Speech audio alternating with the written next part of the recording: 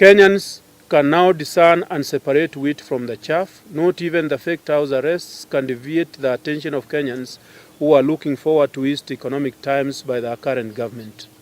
I thank you, fellow Gusii people, and I urge that we ignore all those who want to derail our relationship with the current government and depict us as a rebellious community.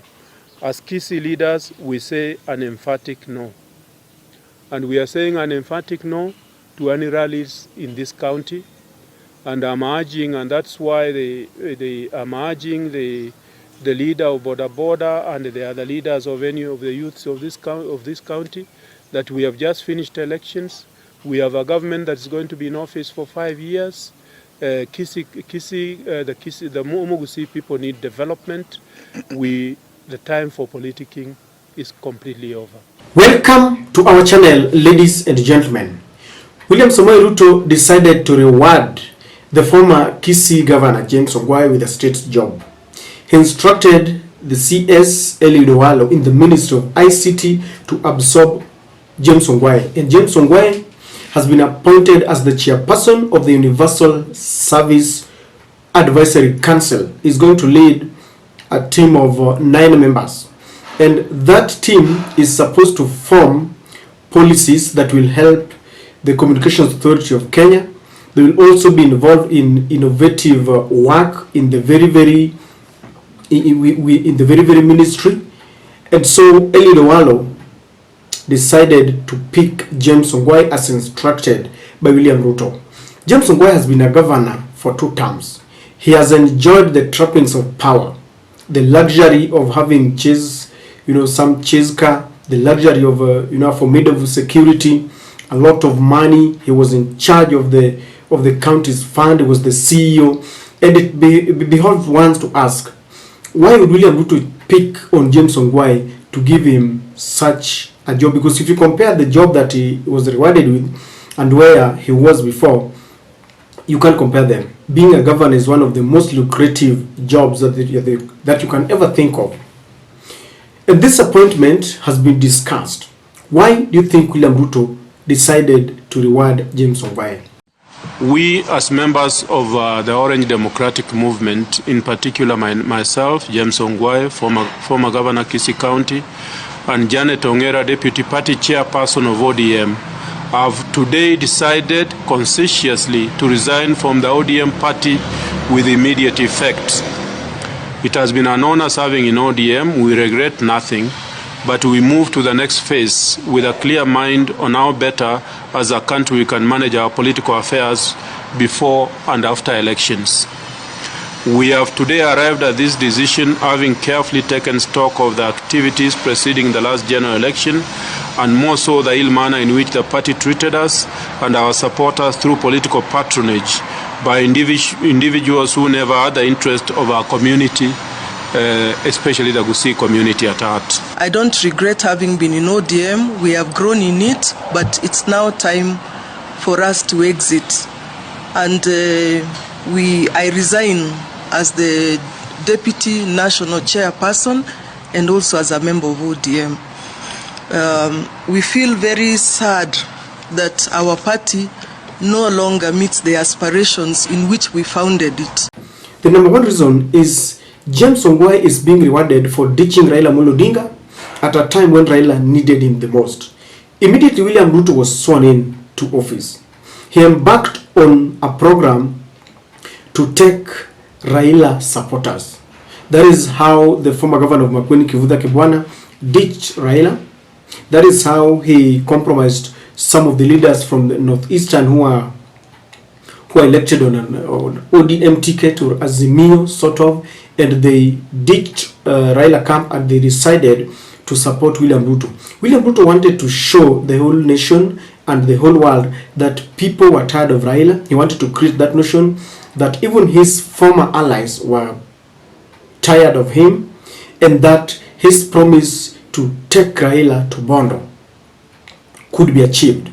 And so when Raila needed James Ongwae to stick by him to show that they were still together, when Raila said that he didn't recognize the presidency and the legitimacy of President William Ruto, Ongwae backed William Ruto. And so this is a reward for that exercise, for that action of ditching Raila Amolo Odinga.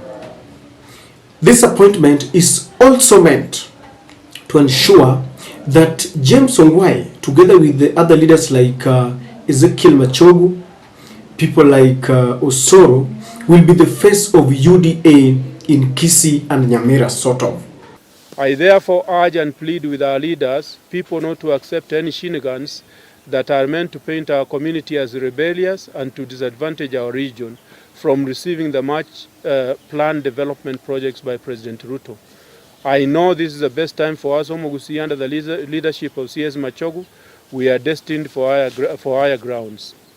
Finally, for those planning orchestrated rallies across the country and want to do the same in Kisii, and that's why I'm sitting here today, because they may want to do the same, have those rallies in Kisii. I urge you to reconsider your moves, accept that time for politicking is over, accept the presidency of HE William Ruto, and give him an opportunity to fulfill his contract with Kenyans. Particularly, the Omogusi is interested with development projects that will address the needs of more than the 1.2 million people living within the diminishing land size.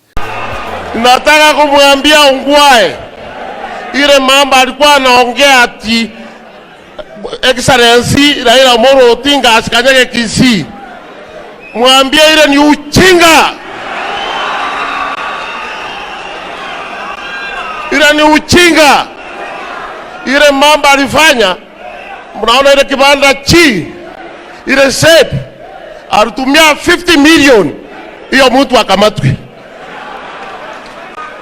Ya mwisho, nimechoka na hii serikali ya Ruto. Hii serikali ya Ruto imeongeza kila kitu, mpaka pambas ya mtoto ameongeza.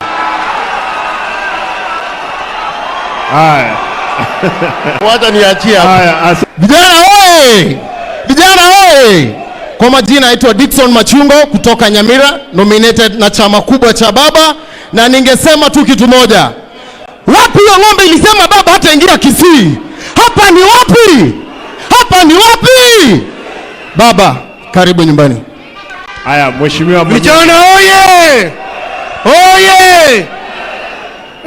Papa, president wangu, kwa majina mimi naitwa Honorable Wilfred Monyenya Yoge, chama ni ODM papa. Hapa ndio pahali unakaa, hapa ndio kwangu. Mimi ndio MCA wa town.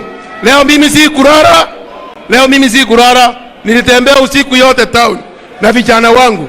Kwa hiyo papa, tunaambia mzee Ongwae wacha apumzike, tuko na kijana yetu Simba ndio tutafanya naye kazi. Kwa hiyo mheshimiwa gavana wangu, asante sana kwa kazi unafanya. Asante. Tutachunga papa. Thank you. William Ruto has embarked on a plan to try and register people in the UDA. If you look at the former governors like Zachary Obado in Migori, he's busy leading a recruitment drive, trying to register people to join the UDA. So people like James Ongwae will be heading such team to help with the recruitment drive. I have seen Eliud Owalo in Nyanza trying to meet women here and there, initiating projects and telling them that William Ruto would want to work with them. Sometimes they are dishing out grains and maize flour. Maybe this is another opportunity for people like James Ongwae to engage in such exercises, so that they will be meeting people whenever there is a function that involves a government. People like James Ongwae will join other leaders in trying to push for the UDA agenda. The other thing is to try and endear himself to the Omogusi community. William Ruto understands well that the Omogusi community voted largely for the Azimio, and he's looking to ensure that he's trying to ensure that he gets a chunk of the votes that Raila got in 2022. Because if there is something that is causing William Ruto sleepless nights, is how to win 2027. And one of the plans is to ensure that the areas that he may call swing votes, the areas that really voted for Raila Amolo Odinga, like he does that in Western. That's why he's busy with Musalia Mudavadi and giving them some appointment there. So he wants to show the Omogusi community that even though you didn't vote for me, I still value your support, and this is why I'm appointing many of your sons and daughters into offices. As to whether that will work, I don't know, because William Ruto is suffering from the aftermath of his promises that he is unable to keep. And so with all these attempts, we only wait and see what will happen. I have a feeling that it might totally sink well in the hearts of those people. William Ruto is also trying to get a more formidable force to counter Simba Arati in that area. He has tried to penetrate, but Simba Arati, the governor of Kisii, is becoming a hard nut to crack. Sometimes he was wavering, and we thought that he was joining William Ruto. At some point, he had gone public and said that he recognized the authority of William Ruto, the legitimacy, and he was telling William Ruto to unite them. But recently, he decided to ditch him, and he suffered the consequences. One day, he woke up only to find a contingent of police, GSU policemen in his offices. And so he's becoming a thorn in the flesh for William Ruto to penetrate that area. Osoro is trying, very many people are trying, and so they have added another voice, because as a former governor, James Ongwae still has got some people who follow him, those who he gave jobs, the families of those people. He can still try and swing them here and there, and so William Ruto wants to use him to counter the influence of Osoro. And I think the last one, William Ruto wants to ensure that it's an attempt to finish Raila from the Omogusi community. I don't know whether it is going to be very easy for him, because from what has happened, when Raila gets into that place, and the other day he elevated Simba Arati. Simba Arati is now one of the very influential officials within the ODM. So William Ruto will try as much as he can to eliminate Raila's influence from Omogusi community, because with the combined force of now all those leaders, he believes that he can win their support. They can finish the ODM leader from that place. I don't know whether it is going to be a walk in the park. But ladies and gentlemen, it is an appointment. Let Ongwae enjoy.